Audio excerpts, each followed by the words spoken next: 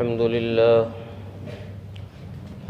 لله نحمده ونستعينه ونستغفره ونؤمن به ونتوكل عليه ونعوذ بالله من شرور أنفسنا ومن سيئات أعمالنا من يهده الله فلا مضل له ومن يضلله فلا هادي له ونشهد أن لا إله إلا الله وحده لا شريك له ونشهد أن سيدنا وسندنا وحبيبنا وشفيعنا ومولانا محمدا عبده ورسوله أما بعد فأعوذ بالله من الشيطان الرجيم بسم الله الرحمن الرحيم لن تنالوا البر حتى تنفقوا مما تحبون وما تنفقوا من شيء فإن الله به عليم قال النبي صلى الله عليه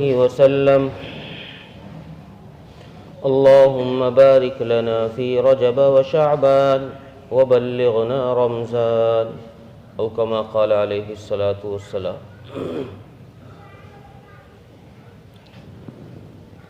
واجب الاحترام بزرگوں، غیور نوجوان دوستوں اور بھائیوں،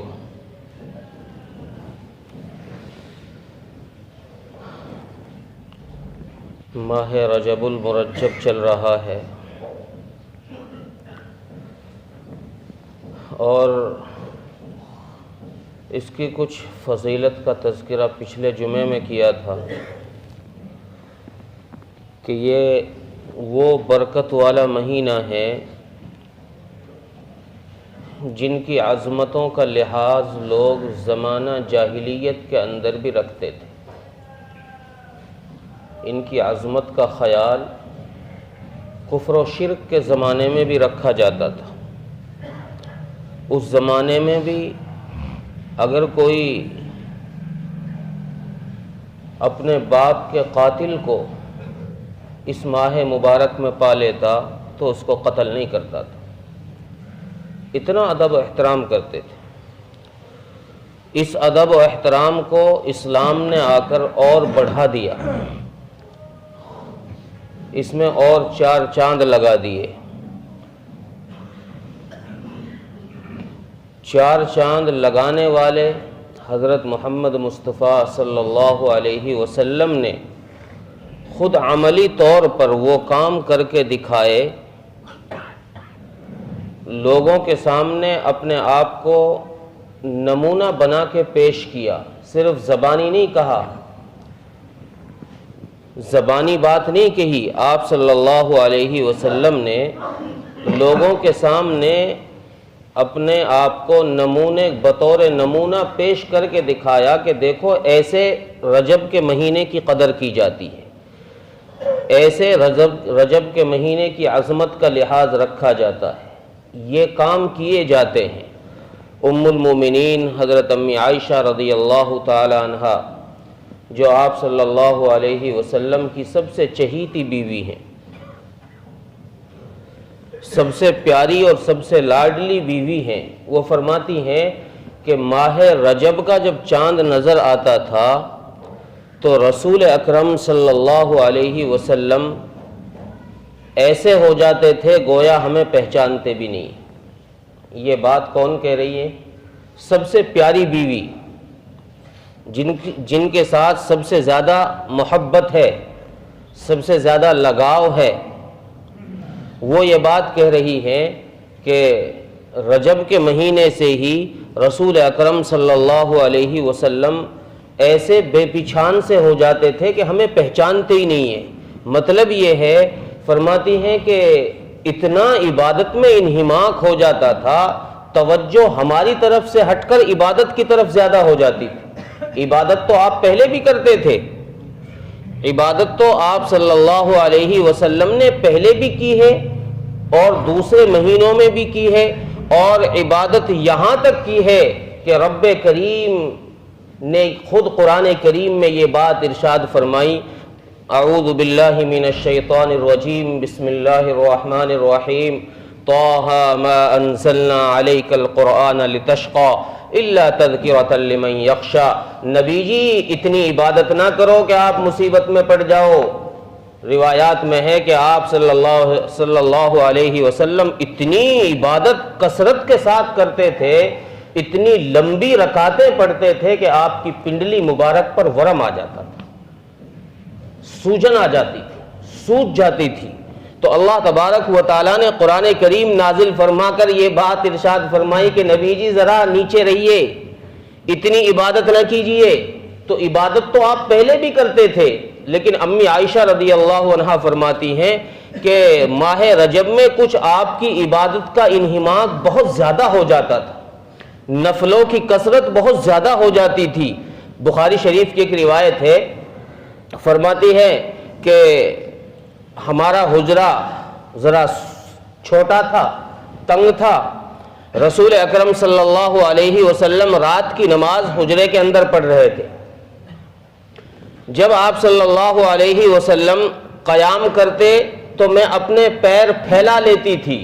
حجرہ اتنا چھوٹا تھا کہ دو آدمی اس طرح اس میں نہیں رہ سکتے تھے کہ ایک لیٹا رہے اور دوسرا نماز پڑھ لے، یعنی ایک ہی آدمی کے لیے اتنی جگہ تھی کہ وہ لیٹ سکتا ہے بس. حضرت امی عائشہ فرماتی ہیں کہ جب آپ صلی اللہ علیہ وسلم قیام کرتے تو میں اپنے پیر پھیلا لیتی تھی، اور جب آپ صلی اللہ علیہ وسلم سجدے کے لیے آتے تو آپ اشارہ کرتے، یعنی میرے پیر میں ذرا ہاتھ ٹچ کر دیتے میرے پیر کو، تو میں اپنے پیر سکیڑ لیتی تھی، پھر آپ صلی اللہ علیہ وسلم سجدہ فرماتے. یہ حالت تھا رجب کی، یہ حالت تھی رجب کے مہینے میں. اس لیے آپ صلی اللہ علیہ وسلم نے دعا فرمائی کہ اللہ ہماری عمر کے اندر اتنی برکت دے دے جب تو نے ہمیں رجب کا مہینہ نصیب کر دیا ہے. اللہم بارک لنا فی رجب و شعبان. اے اللہ جب تو نے ہمیں رجب کے مہینے تک زندگی عطا کر دی ہے تو ہماری زندگی میں اتنی برکت اور دے دے کہ ہمیں رمضان تک پہنچا دے، تاکہ ہمیں رمضان کی خیر مل جائے، رمضان کی برکتیں مل جائیں. یہ آپ صلی اللہ علیہ وسلم کی دعا ہے.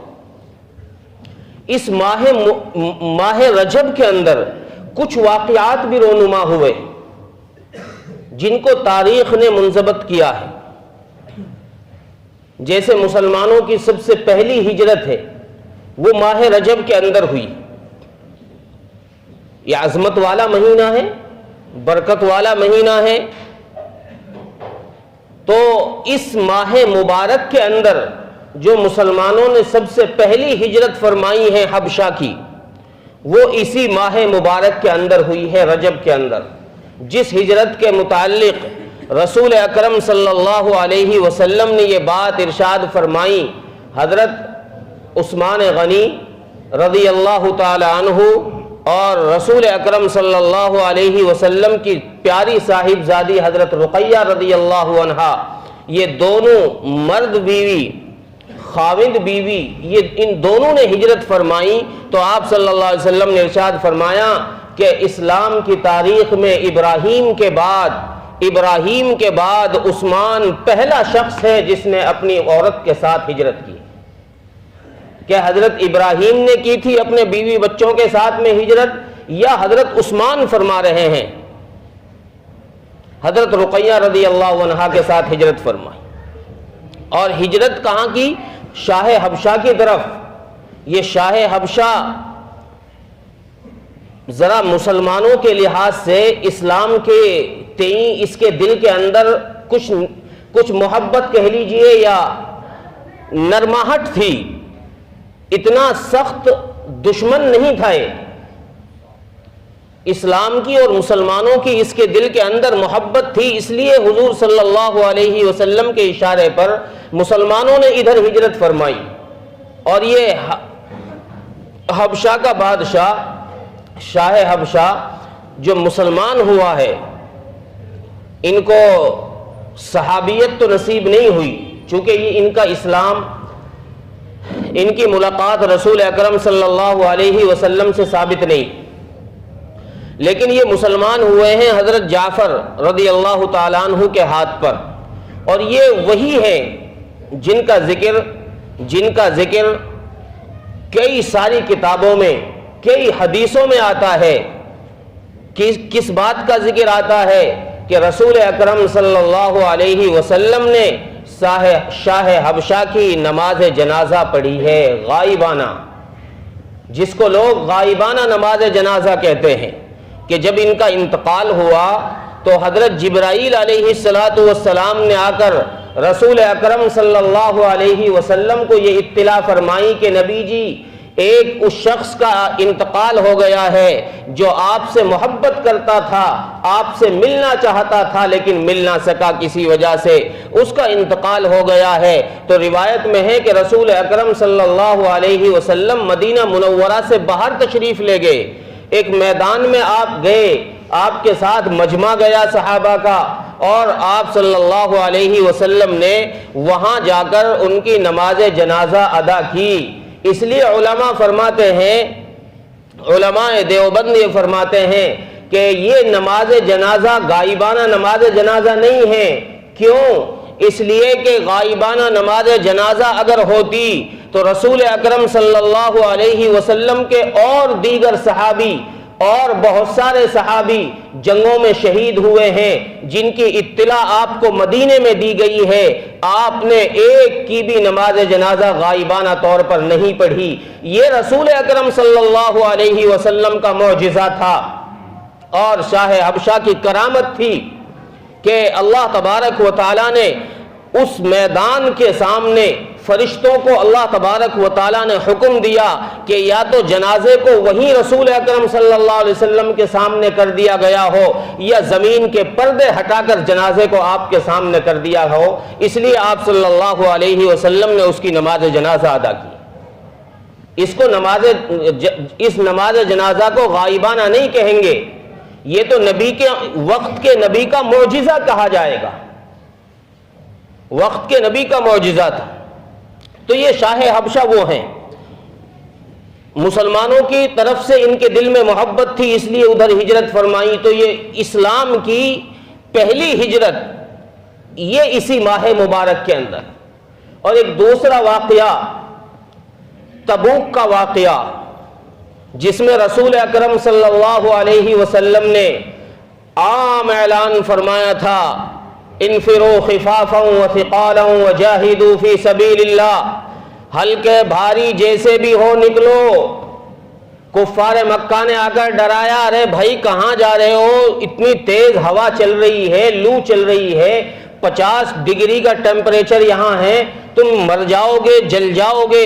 اللہ تبارک و تعالیٰ نے جب کفار مکہ کی اس حرکت کو دیکھا کہ وہ مسلمانوں کو بہکانا چاہتے ہیں، منافقوں کی اس حرکت کو دیکھا کہ وہ مسلمانوں کو بہکانا چاہتے ہیں اور اس جنگ سے روکنا چاہتے ہیں، اس جہاد سے ان کو روکنا چاہتے ہیں، تو اللہ تبارک و تعالیٰ نے قرآن کریم کی دوسری آیت نازل فرمائی اور ارشاد فرمایا کہ قل، نبی جی آپ ان سے کہیے، قل نار جہنم اشد حرا، ارے اگر دنیا کی اس آگ سے بچ گئے تم، دنیا کی اس گرمی سے، اس تپش سے تم بچ گئے، تو پھر جہنم کی تپش کے لیے تیار رہو۔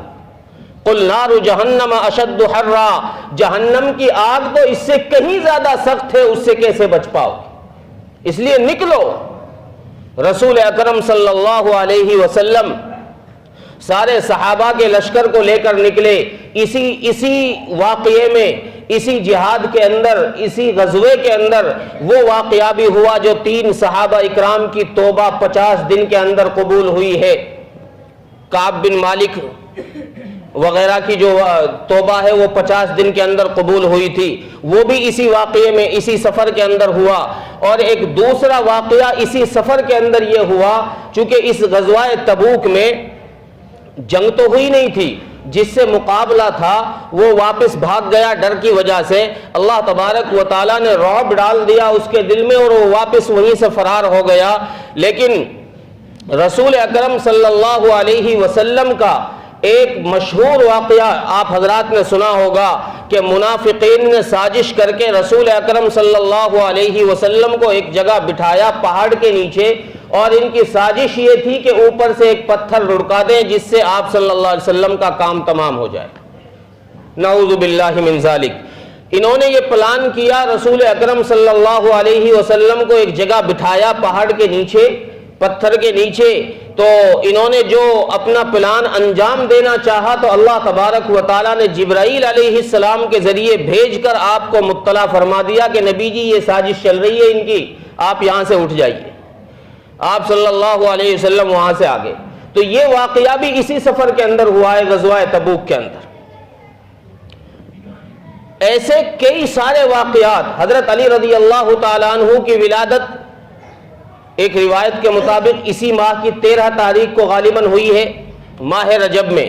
حضرت معاویہ رضی اللہ تعالیٰ عنہ جو صحابی رسول ہیں، جن کا ایک اپنا مقام ہے، رسول اکرم صلی اللہ علیہ وسلم سے کئی سارے رشتے ہیں. آپ صلی اللہ علیہ وسلم کے صحابی، آپ صلی اللہ علیہ وسلم کے نسبتی بھائی ہیں اور کاتب وحی ہیں.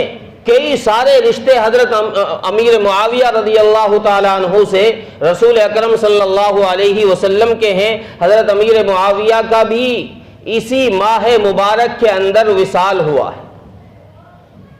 تو ایسے بہت سارے واقعات ہیں جو اس ماہ مبارک کے ساتھ جڑے ہوئے ہیں. لیکن اصل چیز کیا ہے؟ اصل چیز یہ ہے کہ ہم یہ ماہ مبارک ہمیں پیغام یہ دے رہا ہے، سبق یہ دے رہا ہے کہ ہم اپنی زندگی کے لیے، آگے کی زندگی کے لیے کیا تیاریاں کریں، کتنی تیاری کریں.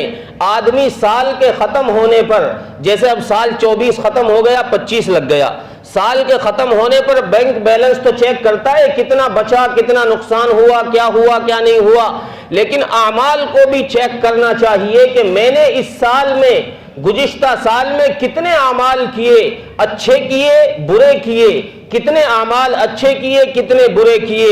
اگر برائیاں زیادہ ہوں تو اللہ سے استغفار کرے، اچھائی زیادہ ہوں تو اللہ کا شکر ادا کرے، اللہ کی حمد کرے. حضرت عبداللہ بن مسعود رضی اللہ تعالیٰ عنہ یہ جلیل القدر صحابہ میں ہیں. روزانہ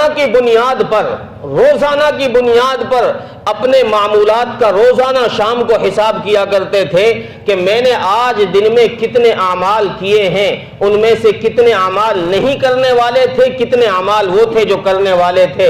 یعنی اللہ کا حکم کتنا میں نے مانا اور کتنی نافرمانی مجھ سے ہوئی.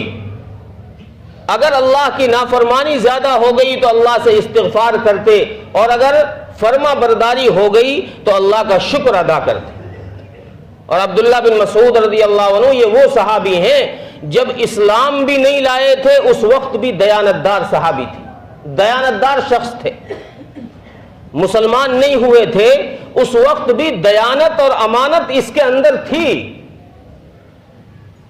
ام معبد کے بیٹے ہیں حضرت ابو بکر رضی اللہ تعالیٰ عنہ، رسول اکرم صلی اللہ علیہ وسلم، دو شخص ہیں شروع اسلام میں. اور بھی مسلمان بچے وغیرہ جیسے حضرت علی رضی اللہ عنہ، حضرت خدیجہ رضی اللہ عنہ عورتوں میں کچھ مسلمان چند گنے چنے تھے، لیکن رسول اکرم صلی اللہ علیہ وسلم اور حضرت ابو بکر دو شخص ہیں اور یہ سفر کر رہے ہیں. راستے میں ان کی ملاقات ان سے ہو گئی. یہ ابھی بچے تھے. حضرت عبداللہ بن مسعود رضی اللہ عنہ بکریاں چرا رہے تھے کہیں پہاڑ میں، ان سے ملاقات ہوئی. حضرت ابو بکر رضی اللہ عنہ فرمایا کہ بھائی ہمیں ذرا دودھ دے دو، مسافر ہیں بھوک لگ رہی ہے. انہوں نے کہا کہ بھائی میں تو ان پر چرواہا ہوں، میں تو ان کا گوالیہ ہوں، یہ تو مالک کوئی اور ہے، میں اس طرح ان کو نہیں دے سکتا. حضرت ابو بکر نے فرمایا کہ اچھا چلو بھائی ایسا کرو، تم وہ بکری دے دو جو دودھ نہ دیتی ہو، تمہارے کسی کام کی نہ ہو، تم وہ دے دو. انہوں نے کہا کہ چلو، چونکہ عرب کی مہمان نوازی مشہور چیز ہے، مہمان نوازی عرب کی مشہور ہے، تو اس طرح کی مسافروں کو بکریاں وغیرہ کھلا دینا، دے دینا، یہ کوئی عیب کی چیز نہیں سمجھی جاتی تھی. مالک بھی اس کو برا نہیں سمجھتا تھا. تو عبداللہ بن مسعود رضی اللہ عنہ نے وہ ایک کمزور سی بکری جو بالکل لاغر تھی، دبلی پتلی تھی، جن کا دودھ نہیں تھا وہ ان کے حوالے کر دی. حضرت ابو بکر رضی اللہ عنہ کے حضرت ابو بکر صدیق رضی اللہ عنہ نے رسول اکرم صلی اللہ علیہ وسلم فرمایا رسول اللہ یہ بکری ہے. آپ صلی اللہ علیہ وسلم نے اس بکری کی کمر پر ہاتھ پھیرا تو بکری کے تھنوں میں دودھ بھر گیا, اور حضرت ابو بکر رضی اللہ عنہ نے وہ دودھ دوہا, رسول اکرم صلی اللہ علیہ وسلم کو پلایا, خود پیا, عبداللہ بن مسعود کو بھی پلایا, لے بیٹا تو بھی پی لے, تو بھی پی لے. یہ یہاں کا یہ پہلا واقعہ ہے جہاں حضرت عبداللہ بن مسعود رضی اللہ عنہ کے دل میں جو ایمان داخل ہوا ہے, ان کے ایمان کے داخل ہونے کا یہ پہلا سبب ہے. انہوں نے یہ کرامت, یہ معجزہ رسول اکرم صلی اللہ علیہ وسلم کا دیکھا کہ یار عجیب چیز ہے, جو کمزور بکری میں بکریوں کا چرواہا, مجھے تجربہ ہے, میں جانتا ہوں کہ اس بکری کے اندر دودھ نہیں ہے, لیکن یہ عجیب آدمی ہے, یہ بڑا با کمال آدمی ہے, اس نے بکری کے کمر پر ہاتھ پھیرا اور بکری کے تھنوں میں دودھ بھرایا. یہ عبداللہ بن مسعود رضی اللہ عنہ یہ وہ شخص ہے کہ اس زمانے میں بھی جب انہوں نے اسلام قبول نہیں کیا تھا تو دیانت ان کے ساتھ وابستہ تھی. جب اسلام لے کر آئے ہیں تو پھر یہ دیانت داروں میں شامل ہو گئے, اور پھر اللہ نے ان کو اتنا بڑا مقام دیا, اتنا بڑا مقام دیا کہ رسول اکرم صلی اللہ علیہ وسلم نے جن 4 لوگوں کے متعلق فرمایا کہ ان سے قرآن سیکھو, جن 4 لوگوں کے متعلق فرمایا کہ ان سے قرآن سیکھو, حالانکہ قرآن سارے صحابہ جانتے تھے, اگرچہ سب حافظ نہ ہو, سب صحابہ اگرچہ حافظ نہیں تھے لیکن قرآن پڑھنا تو جانتے تھے سب.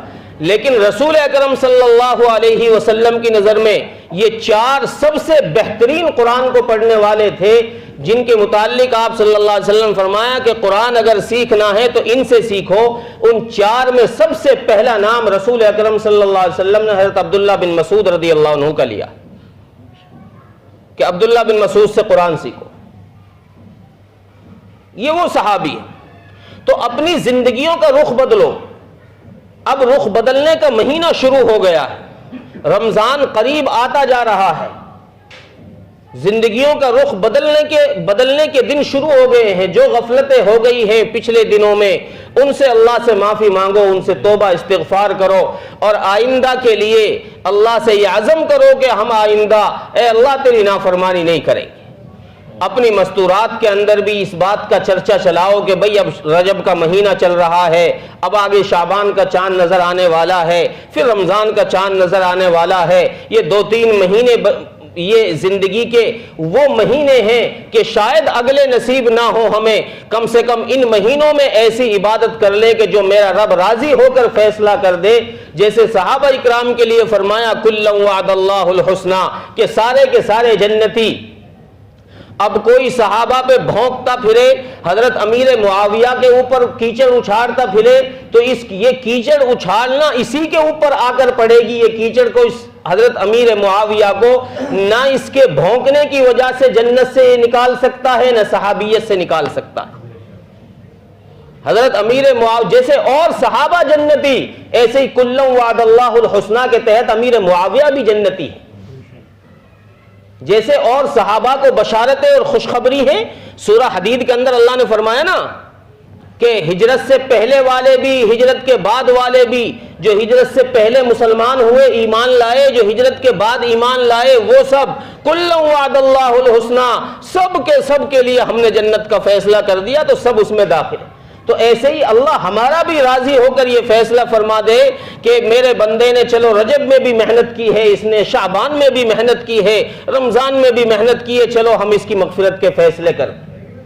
اگر اللہ کو ہماری ادا, ہماری ٹوٹی پھوٹی عبادت پسند آ گئی اور اللہ نے فیصلہ کر دیا تو بیڑا پار ہے, ورنہ بھیا پھر تو لالے پڑ جائیں گے اگر حساب و کتاب شروع ہو گیا. اس لیے اللہ سے اپنی اور اپنے اہل و عیال کی, سارے عالم کے مسلمانوں کی مغفرت کی دعا بھی کرے اور اللہ کے لیے اپنی عبادتوں میں اضافہ بھی کرے. اللہ تعالی عمل کی توفیق عطا فرمائے. وآخر دعوانا الحمدللہ رب العالمین.